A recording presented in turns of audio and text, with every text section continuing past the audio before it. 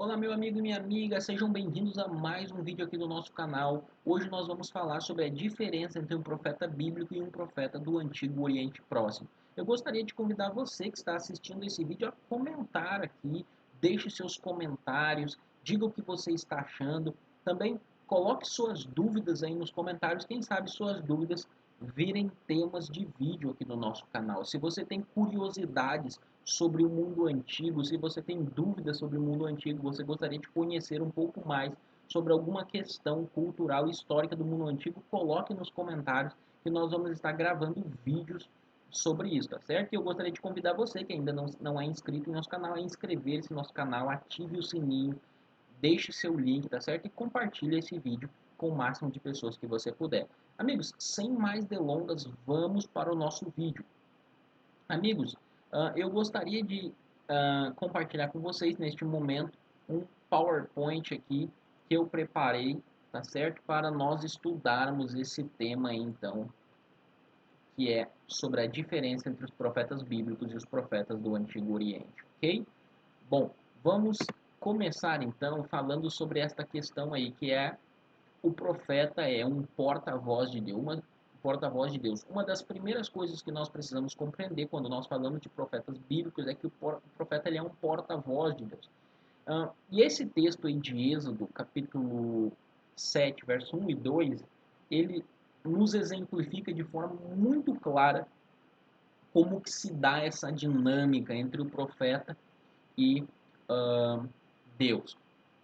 Então, por exemplo, o texto nos diz: Então disse o Senhor a Moisés: Vê que te constituo como Deus sobre Faraó, e Arão, teu irmão, será teu profeta.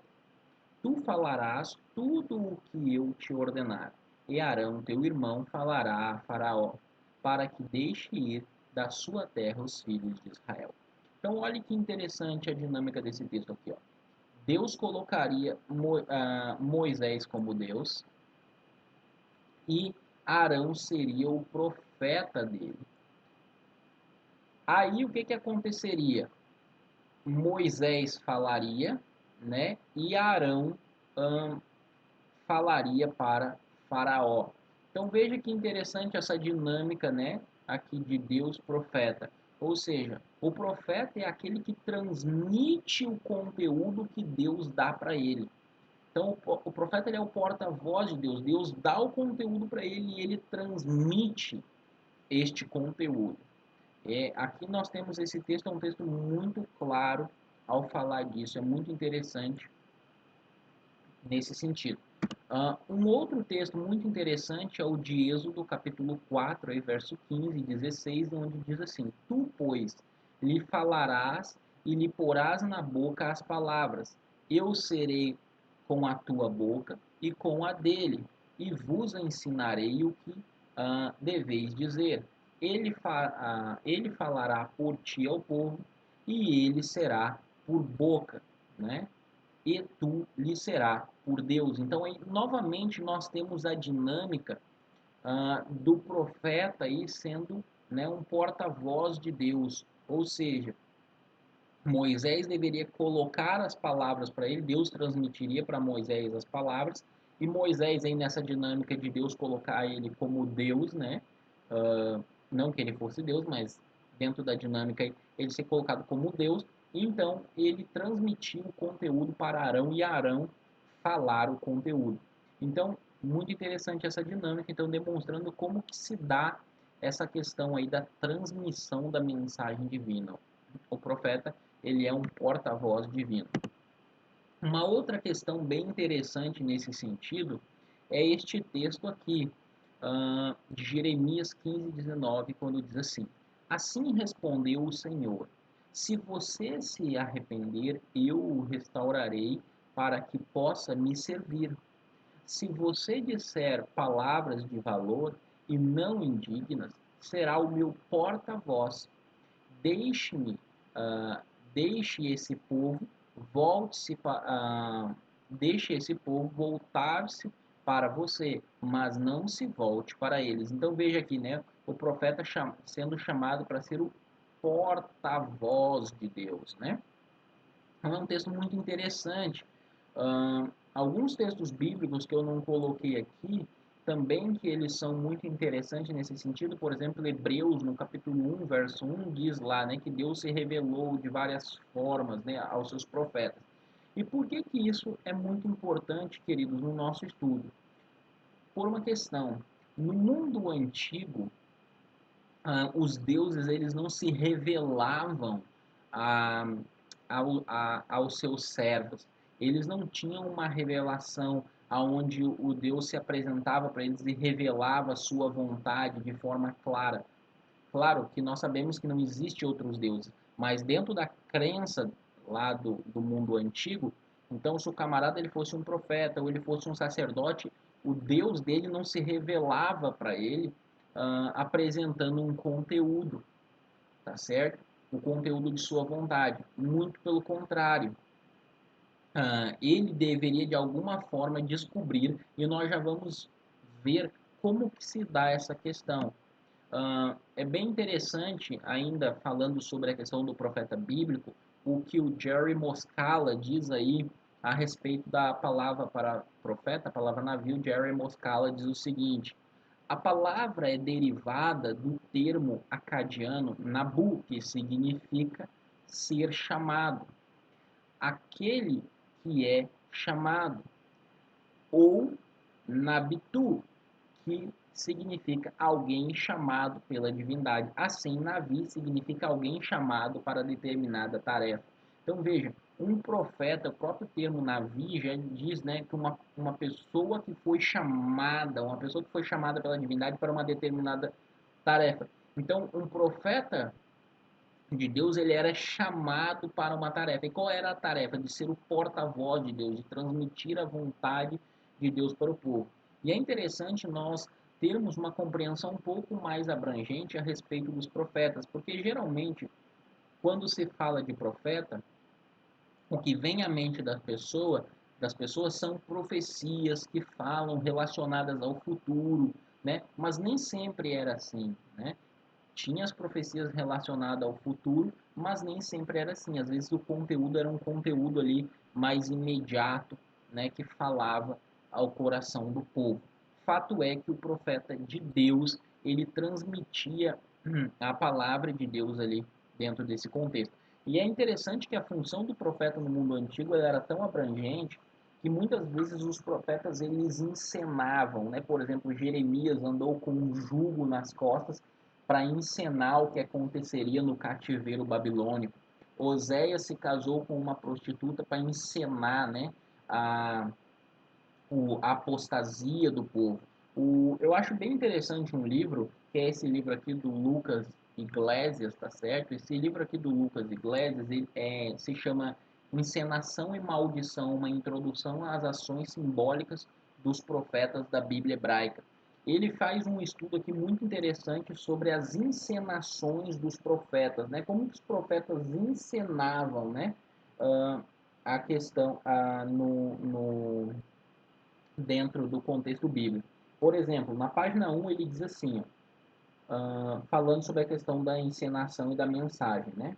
No entanto, apesar dos registros escritos terem preservado poucas referências a respeito de outros canais de comunicação, assume-se que componentes não verbais, tais como gestos, expressões faciais e oculares, também eram empregadas com o intuito de enfatizar e dramatizar determinados pontos da mensagem, né?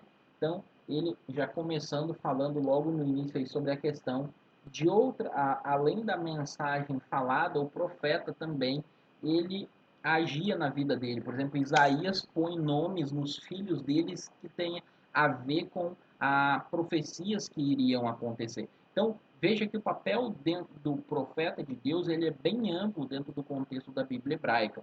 Não se refere somente ao que ele fala relacionado ao futuro, mas se refere ao que ele fala tanto para aquele momento, também ao ele transmitir o conteúdo, que ali nós temos a história transmitida do ponto de vista de Deus. Porque quando o profeta ele registra o texto bíblico, isso é uma coisa que nós precisamos entender. Nós temos livros históricos, por exemplo, na Bíblia, como o livro de Reis, como o livro de Josué, como o livro de Gênesis, como o livro de Êxodo. E esses livros, quando eles registram a história do povo de Deus, eles não estão registrando meramente a história, mas eles estão registrando a história do ponto de vista divino. Então, a função do profeta também é registrar a história do ponto de vista divino, algo que era desconhecido no mundo antigo, né? Era desconhecido no mundo antigo. Bom, vamos avançar aqui. Agora, é interessante o seguinte: quando nós falamos de profetas do mundo antigo, alguns pontos nos chamam a atenção. E antes de eu ler isso, eu gostaria de ler uma citação aqui. Estou com o livro em mãos aqui. É, o que diz o Jerry Moscala. Eu deixei até marcado aqui na citação, que ele fala assim na página 22, sobre a respeito do profeta, né, do verdadeiro profeta. Ele diz assim: por meio dos profetas, o Deus invisível se tornava audível. Os profetas faziam a presença de Deus ser mais real, pois declaravam que Deus estava diante deles, né? É interessante que aqui ele ainda cita o Heschel, né? Falecido Rabino Heschel, aonde ele diz assim: Abraham Heschel observa que a tarefa do profeta era conduzir o povo à presença de Deus. Eles não podiam utilizar a linguagem da essência, tinha que usar a linguagem da presença. Não tentavam descrevê-lo, tentavam apresentá-lo, torná-lo presente. Neste esforço, somente palavras de grandiosidade e intensidade, não de abstrações, tinham algum valor. Então, essa questão muito interessante que o Heschel fala, né? Que os profetas eles tinham que apresentar a Deus para o povo, né? Tinham que apresentar Deus para o povo, fazer com que o povo conhecesse melhor a Deus, aproximar o povo de Deus, tornar Deus audível ao povo. Agora, quando nós falamos dos profetas do Antigo Oriente Próximo, nós temos uma discrepância bastante grande. E um dos textos que eu gostaria de compartilhar com vocês é esse que o Jerry Moscala, por exemplo, cita, onde ele diz o seguinte: os registros históricos revelam que eles eram aqui está se falando das revelações dos profetas, tá bom? Os registros históricos revelam que elas eram transmitidas por adivinhação ou presságios, geralmente proferidas em transe. No Egito, os profetas eram empregados como sacerdotes e valiam-se de diferentes práticas mágicas para fornecer informações aos faraós. No mundo grego, né, no mundo grego, as enigmáticas declarações mânticas, isto é, revelações relativas à adivinhação ou profecia, precisavam ser interpretadas ou por outra pessoa. Na Mesopotâmia, os profetas pediam para pendiam para figuras políticas a serviço do rei, assegurando assim a instituição real. Então, veja, queridos, quão diferente é a descrição dos profetas do mundo antigo para a dos profetas bíblicos. E é interessante que quando se trata da suposta revelação, né, de supostos de sonhos e como prever o futuro e como entender, eles tinham que entender essas coisas na base da adivinhação. Diferente do contexto bíblico onde Deus se revela ao profeta. No contexto bíblico é Deus quem chama o profeta e Deus quem se revela e Deus quem dá o conteúdo para o profeta. No contexto do Antigo Oriente, os profetas, né, eles tinham que adivinhar aquilo que os deuses deles, né, que não existiam, mas dentro do contexto deles, eles tinham que adivinhar o que os deuses deles queriam deles. E para adivinhar isso, eles precisavam usar técnicas de adivinhação. Então, por exemplo, neste livro aí, Os Outros da Bíblia, ao falar disso dentro do contexto mesopotâmico, o Daniel Henke, ele faz algumas observações bem interessantes, onde ele diz o seguinte: os adivinhadores eram especialistas na análise de presságios, eram chamados Buru, que significa aquele que inspeciona, intérpretes dos oráculos divinos. Agora ele vai falar sobre as técnicas para se interpretar. As técnicas eram múltiplas: repatoscópia, né, análise da forma do fígado dos animais sacrificados, ou seja, o camarada adivinhar o futuro, ele ia lá dar uma olhada no fígado dos animais sacrificados, e a partir do fígado do animal ele ia ter a interpretação, né, dos oráculos, né. Outra coisa, através de nascimentos monstruosos, né, vistos como agouro, ou seja, se tivesse algum nascimento estranho, uma pessoa nascendo defeituosa, coisas dessa natureza, né, isso era visto como mau agouro, né, os deuses estariam não muito felizes com eles, por interpretação dos sonhos, né, análise dos movimentos, né, instintivos dos indivíduos, né, como caminhar, até isso eles olhavam, né, também olhavam o voo dos pássaros, ah, bacia com água e óleo para ver o formato da mancha do óleo. Então o camarada colocava uma bacia com água, colocava óleo e ali ele interpretava através do formato, né, do óleo ali, o, o, o suposto oráculo, através da análise de signos, enfim, aí tem diversas